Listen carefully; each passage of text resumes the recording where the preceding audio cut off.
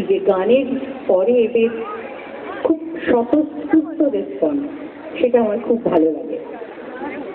গান ভালো লাগলেও স্বতঃস্ফূর্ত, না লাগলেও স্বতঃস্ফূর্ত।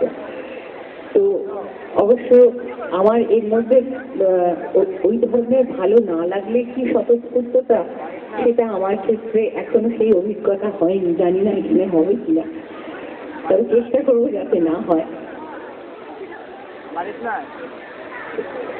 কালকে প্রজাতন্ত্র দিবস, রিপাবলিক ডে, 26শে জানুয়ারি।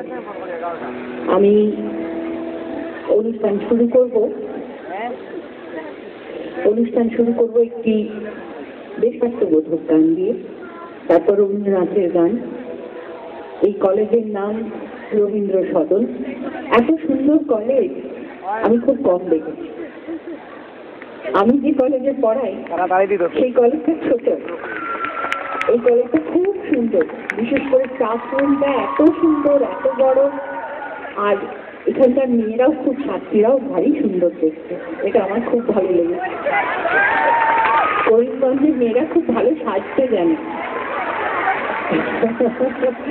খুব ভালো লেগেছে আমার।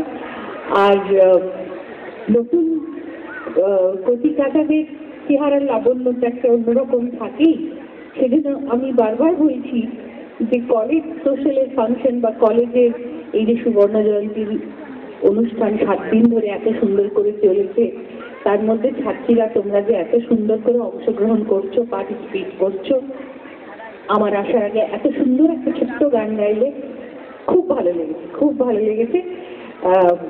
এবার তোমাদের ভালো লাগাবার পালা আমার। জানি না, আমি চেষ্টা করব।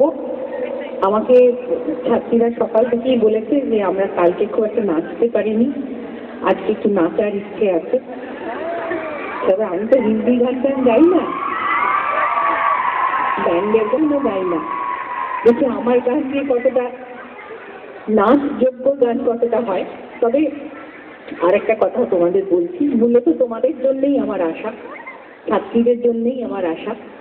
কিন্তু এখানে শিক্ষকরাও রয়েছেন, তাদের যে গানের অনুরোধ আমাকে নিশ্চয়ই করতে পারেন। আমার জানা থাকলে আমি অবশ্যই করব। কালকের দিনটা স্মরণে রেখে আমি প্রথম গান শোনাচ্ছি, একটি দেশাত্মবোধক গান। এই গানটি খুব পরিচিত গান, সলিল চৌধুরীর সুর। কাবুলিওয়ালা ছবিতে মান্না দে গিয়েছিলেন, অবশ্যই হিন্দিতে। পরবর্তীকালে এই গানের বাংলা রূপান্তর করেছেন কবি শুভ দাশগুপ্ত, এবং সেই গানটি আমি গিয়েছিলাম একটি অ্যালবামে। সেই গানটি দিয়ে শুরু করছি, তারপর একে একে রবীন্দ্রসঙ্গীত। আর একটা কথা বলি যে নজরুল গীতি আমি কলকাতায় প্রায় ব্রাত্য হয়ে গেছে, কিন্তু আমি এইসব অঞ্চলে দেখেছি যে নজরুল গীতি খুব কদর। আমার আগে যে শিল্পী গাইলেন, ভারী সুন্দর গাইলেন, নজরুল গীতি দিয়েই শুরু করলেন। আমার সেটাও খুব ভালো লেগেছে। নজরুল গীতি আমার নিজের খুব প্রিয় বিষয়। আমার মনে হয় এখানে যারা আছেন বা আছো তাদেরও নজরুল গীতি খুব প্রিয় বিষয়। নজরুল গীতি শোনাবো, আর পুরনো দিনের কিছু গান, যে গানগুলো আমাদের যাদের আমাদের মতো বয়স হয়েছে তাদের পুরনো গান শুনতে খুব ভালো লাগে, সেই কারণে কিছু পুরনো গানও শোনাবো। শুরু করছি।